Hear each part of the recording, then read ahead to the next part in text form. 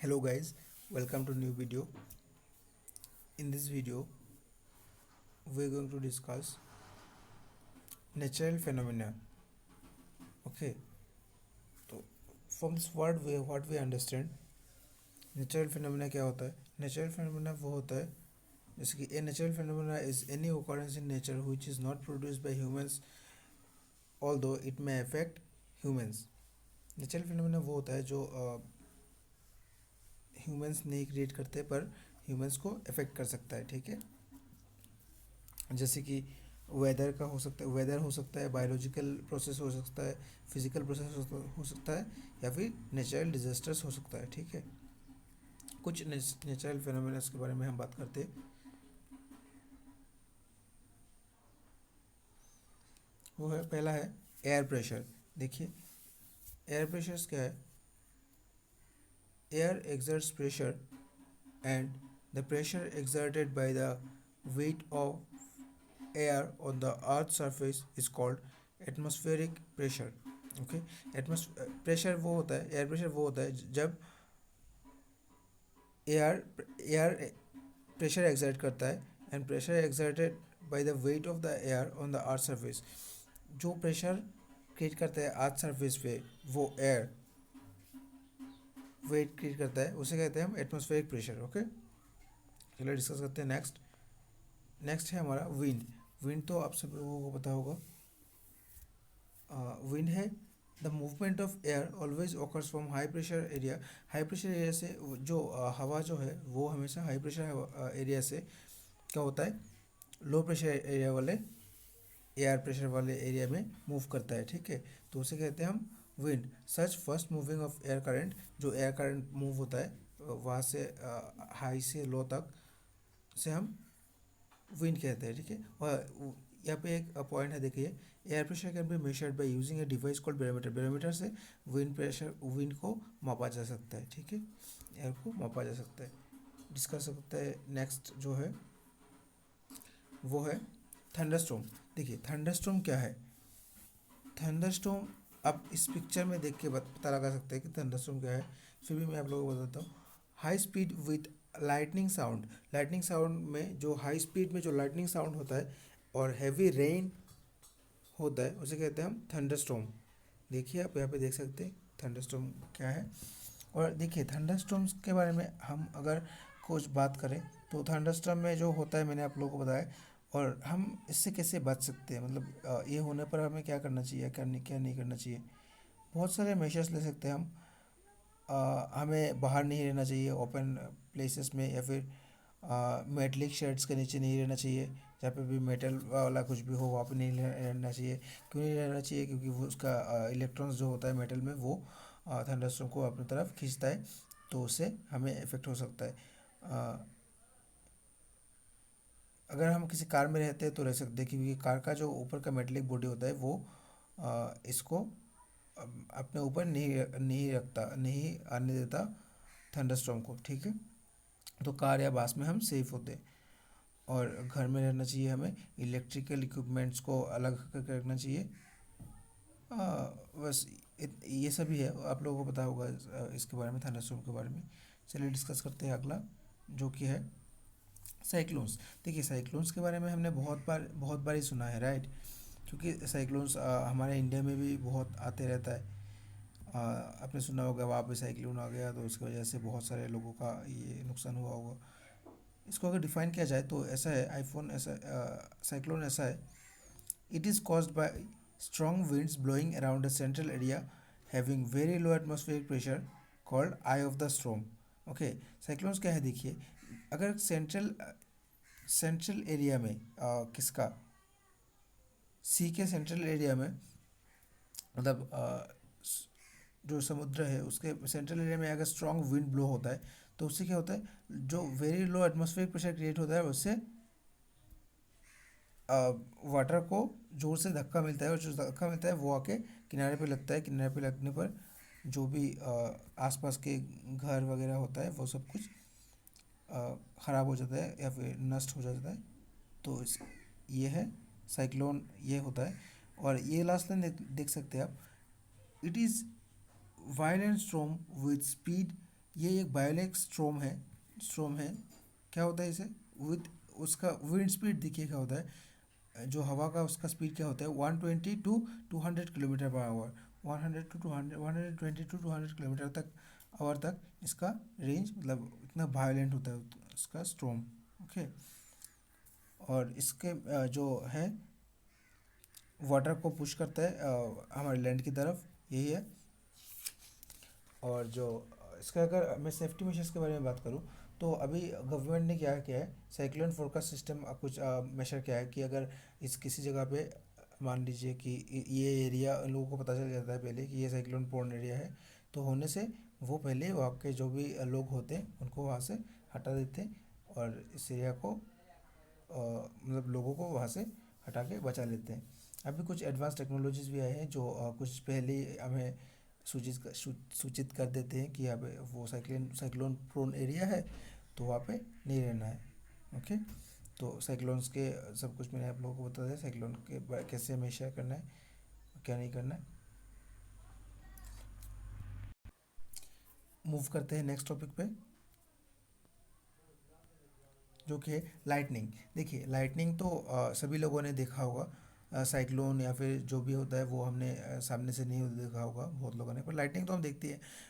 कभी भी लाइटनिंग होता है रात में, जब बारिश होता है तब लाइटनिंग होता है।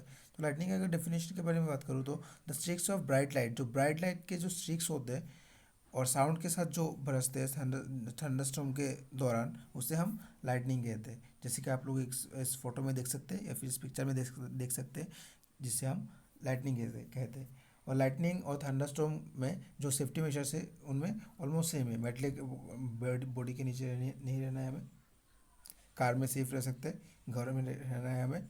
और वो एक ऑप्शन है कि हम क्या करते हैं उस वक्त इलेक्ट्रॉनिक चीज़ें ऑफ रखते हैं, राइट। तो ये है हमारे लाइटनिंग के बारे में एक आइडिया। और अभी बात करते हैं नेक्स्ट, जो कि है अर्थक्वेक, राइट। तो अर्थक्वेक के बारे में अगर हम अभी बात करें तो अर्थक्वेक वो है ए सडन शेकिंग और ट्रेम्बलिंग ऑफ द अर्थ, जो सडनली एक शेकिंग चालू हो जाता है अर्थ में। आप लोगों ने भी महसूस किया होगा, इंडिया में हमारे होता रहता है अर्थक्वेक।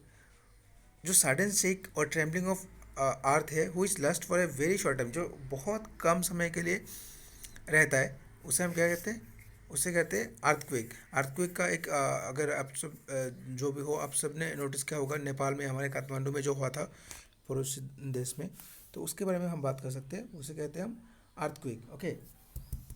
और अर्थक्वेक से बचने का आइडिया क्या है, कैसे हम उससे इजीली क्या कर सकते हैं, हमें एक किसी भी खुले जगह पे जाके रहना है, किसी भी शेल्टर के नीचे नहीं रहना है। और अर्थक्वेक से बचने के लिए हम क्या कर सकते हैं, जब भी हम किसी भी चीज़ों को ऊपर नहीं रखना चाहिए। जैसे कि ऊपर रखने से क्या होगा, अगर कभी भी अर्थक्वेक आता है तो वो चीज़ें, हैवी चीज़ें हमारे ऊपर गिर सकता है, तो हमें किसी भी चीज़ों को ऊपर फ्रीली नहीं रखना चाहिए। ठीक है। तो ये है अर्थक्वेक का। और यहाँ पे आप देख सकते हो अर्थक्वेक क्या होता है, कैसे होता है, पिक्चर में देख सकते हो। और एक है जो रिक्टर स्केल है। देखिए रिक्टर स्केल क्या है, the power of an earthquake is expressed in terms of A magnitude on a scale. जो जो माप है, जिसे एक स्केल में मापा जाता है, उसे कहते हैं अर्थक्वेक का कितना माप है, उससे जिस स्केल में मापा जाता है उसे कहते हैं रिक्टर स्केल। ओके। और एक है सिस्मोग्राफ। सिस्मोग्राफ में क्या होता है, मैं आपको डेफिनेशन बताता हूँ। The tremors produce wave on the earth surface called seismic waves which are recorded by an instrument called seismograph। seismograph में क्या होता है, जो वेव होता है, कितने वेव से आया है ये जिसमें मापते हैं हम, उसे कहते हैं, वो ग्राफ जो होता है वो सिस्मोग्राफ कहते हैं उसे। ठीक है। और ठीक है, ये रहा रिक्टर स्केल और सिस्मोग्राफ के बारे में आइडिया। बात करते हैं नेक्स्ट है फ्लड।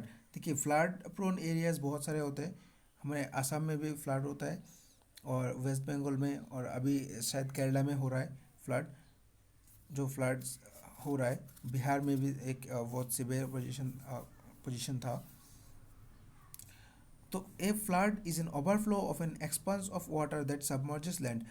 क्या होता है, जो ओवरफ्लो हो जाता है किसी भी नदी या फिर किसी भी डैम से, वाटर ओवरफ्लो होके आ जाता है और जो आसपास में जो गाँव गाँव होते हैं उनके ऊपर आके सबमर्ज हो जाता है, तो वो होता है फ्लड। फ्लड से बचने के लिए हम क्या कर सकते हैं, देखिए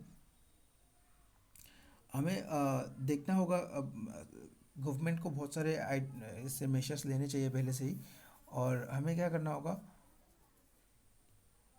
जो घर के दीवारें हैं वो उनको थोड़ा मजबूत करके बनाना होगा, ताकि वो उससे टूटे ना, वाटर फ्लो से ना टूटे। और अगर हम थोड़ा ऐसे एरिया से जहाँ पे फ्लड प्रोन एरियाज है वहाँ से थोड़े दूर रहे तो अच्छा होगा। और बाकी ये ओवरऑल है एक फ्लड के बारे में जो आइडिया था। अभी बात करते हैं ड्रॉट के बारे में। ड्रॉट, ये रहा फ्लड के बारे में ओवरव्यू। अभी बात करते हैं ड्रॉट के बारे में। ड्रॉट्स के बारे में एक ओवरव्यू दूँ तो मैं एक बात ऐसे बता सकता हूँ कि ड्रॉट ऐसा है, देखिए ड्रॉट में किसानों को बहुत सारा प्रॉब्लम होता है। क्या होता है कि उसमें जब ड्रॉट टाइम होता है तब क्या होता है, फसल नहीं अच्छा नहीं उगता है, फिर होता ही नहीं है, तो उसमें किसानों को बहुत प्रॉब्लम होता है। अगर इसकी डेफिनेशन या फिर एक लाइन में बताओ तो a drought is a period of below average precipitation in a given reason.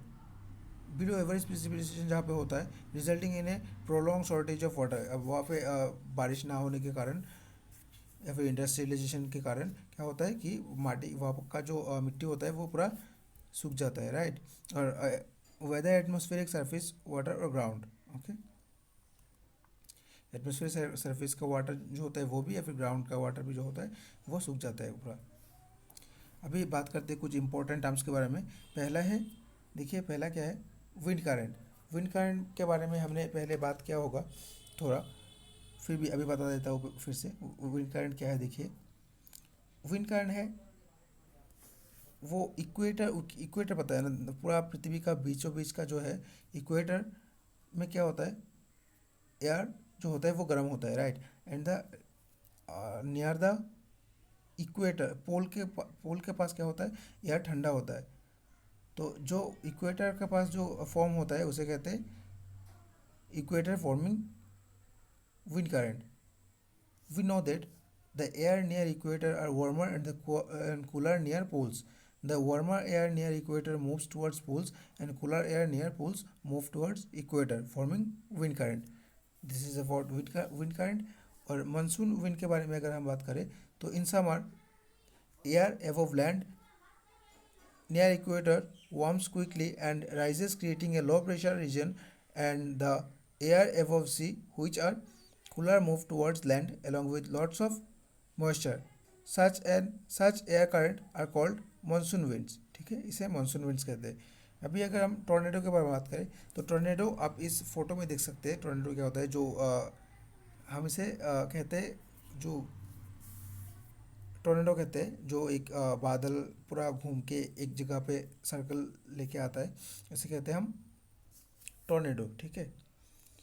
और अभी बात करते हैं लैंडस्लाइड के बारे में। लैंडस्लाइड के बारे में एक पहले एक सेंटेंस में बताता हूँ मैं। व्हेन ए लार्ज मासेस और बेड रॉक्स और undergo a rapid sliding then it is termed as landslide. देखिए लैंडस्लाइड कब होता है, अगर आप किसी हिली एरिया में जा रहे होते हो तब आपने नोटिस किया होगा, फिर किसी भी वीडियोस में देखा होगा, तब वहाँ से जो बेड रॉक्स है, मतलब रॉक्स में भी बहुत सारे होता है ना, तो उनमें से जो ख़राब हुआ होता है रॉक पत्थर, वो गिरने लगता है वहाँ से, स्लाइड होके, लैंडस्लाइड होके, तो उसे कहते हैं हम landslide. It is caused by earthquakes और सडन रॉक फेलियर। रॉक जब किसी जगह से हिल जाता है या फिर अर्थक्वेक की वजह से ये होने लगता है ये। और the when the base of slope is over stipend, जब ज़्यादा खड़ा हो स्टिपेंड हो बाय एक्सिबिशन और रिवर इरोशन की वजह से भी ऐसा हो सकता है, ठीक है। बात करते हैं सुनामी के बारे में। Tsunami is a long wavelength, long period sea waves produced by sudden and abrupt movement of large volumes of water, ठीक है। सुनामी आप लोगों ने सुना होगा बहुत बारी, ठीक है। तो this is about most destructive tsunami are caused by earthquake of magnitude 7.5 और मोर। अगर सबसे ज़्यादा सुनामी का जो पावर था वो था 7.5 मैग्नीट्यूड वाला, ठीक है, अर्थक्वेक की वजह से हुआ था सुनामी जो था। Okay, now that's all about today session. मिलते हैं अगले सेशन में, तब तक के लिए अपना ख्याल रखें। Take care, bye bye.